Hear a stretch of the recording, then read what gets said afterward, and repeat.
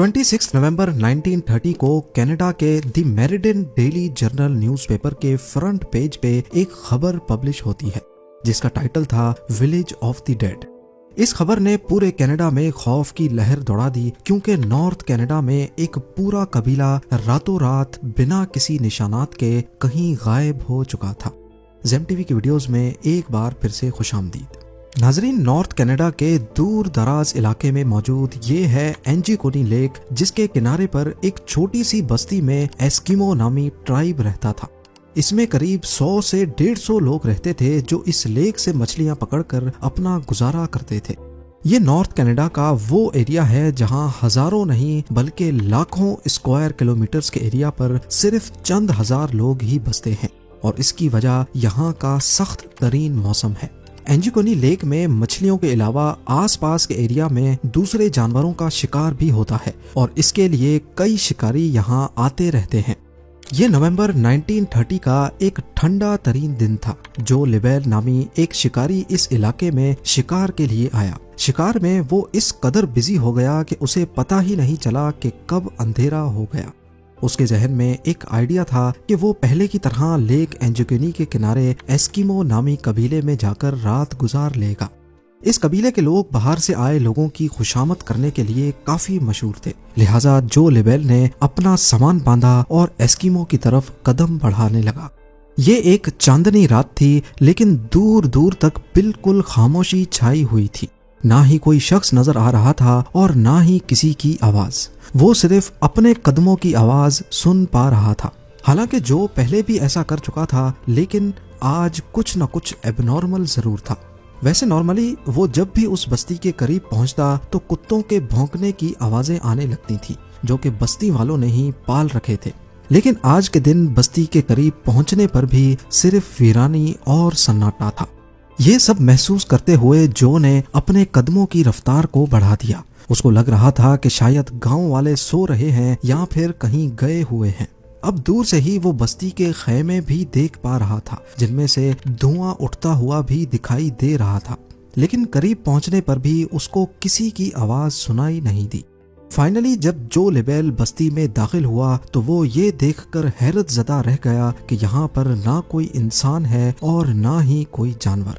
पर जो के लिए हैरानी की बात यह थी कि कुछ घरों के ऊपर से धुएं उठते हुए दिखाई दे रहे थे कि जैसे इनके अंदर कोई मौजूद हो।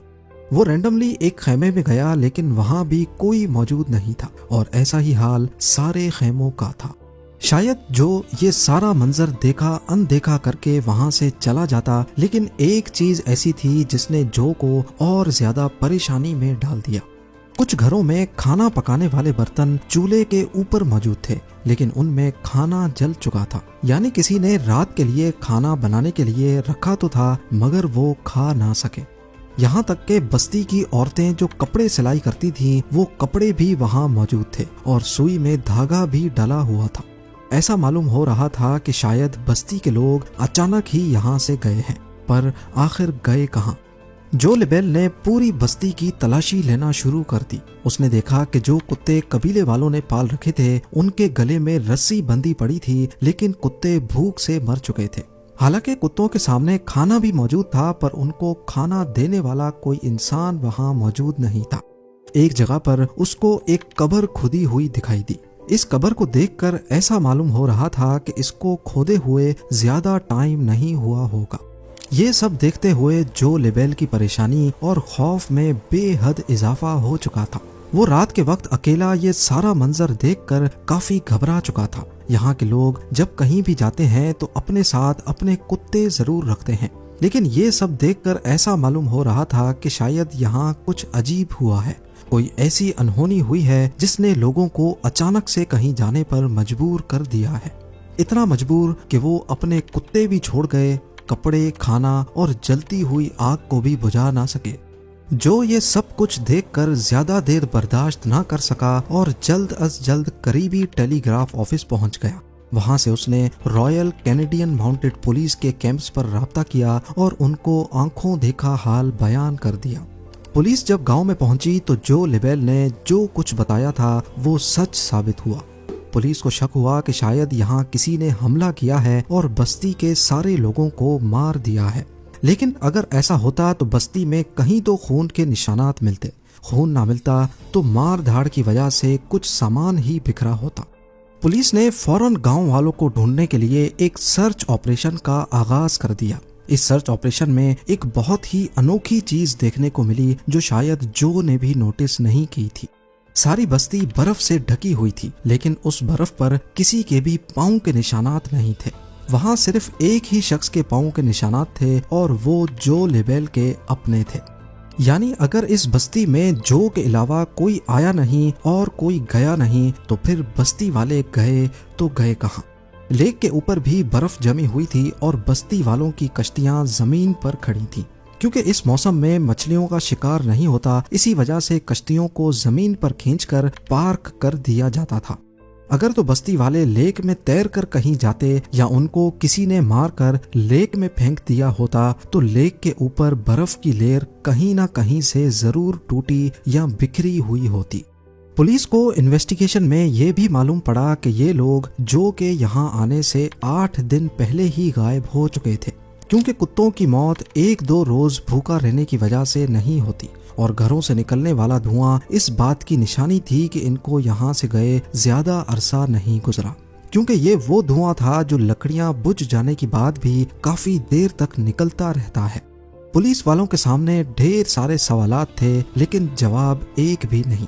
कई महीनों के सर्च ऑपरेशन के बाद पुलिस ने आखिरकार इस केस को अनसॉल्व का ठप्पा लगाकर हमेशा हमेशा के लिए बंद कर दिया और वक्त के साथ साथ लोग भी इसको भूल गए।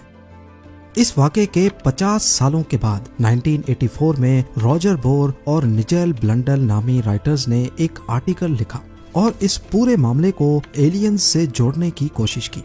उन्होंने अपने आर्टिकल में बताया कि जब वो लोग इस एरिया को एक्सप्लोर करने एंजुकनी लेक के पास गए तो उन्हें वहाँ एक शिकारी और उसके 2 बेटे मिले। उन्होंने बताया कि अक्सर उन्होंने झील के ऊपर उड़ते हुए कुछ ऑब्जेक्ट्स देखे हैं जिनकी शेप मुख्तलिफ होती है और वो उसी बस्ती की तरफ उड़ रहे थे जहां एस्किमो ट्राइब रहता था। इस स्टोरी को बेस बनाकर ये बताया गया कि शायद उस रात एलियंस उतरे थे और बस्ती में मौजूद सभी लोगों को वो अपने साथ ले गए। एलियंस की मौजूदगी और उनके हमले का इन दोनों राइटर्स के पास कोई भी ठोस सबूत नहीं था, इसलिए ज्यादातर लोगों ने इस पर यकीन नहीं किया और इस थ्योरी को रिजेक्ट कर दिया। इसके बाद कई लोगों ने एस्किमो कबीले की गुमशुदगी के बारे में अलग थलग कहानियां बनाना शुरू कर दी, लेकिन हकीकत यह है कि इस वाक़े को 100 साल होने को हैं, मगर आज तक इस सवाल का जवाब किसी के पास नहीं है कि आखिर एंजुकनी लेक की बस्ती के लोग बिना किसी निशानात के चले कहाँ गए। एस्किमो कबीले के गायब होने का मामला आज तक एक मिस्ट्री बना हुआ है। उम्मीद है जेम टीवी की ये वीडियो भी आप लोग भरपूर लाइक और शेयर करेंगे। आप लोगों के प्यार भरे कमेंट्स का बेहद शुक्रिया। मिलते हैं अगली शानदार वीडियो में।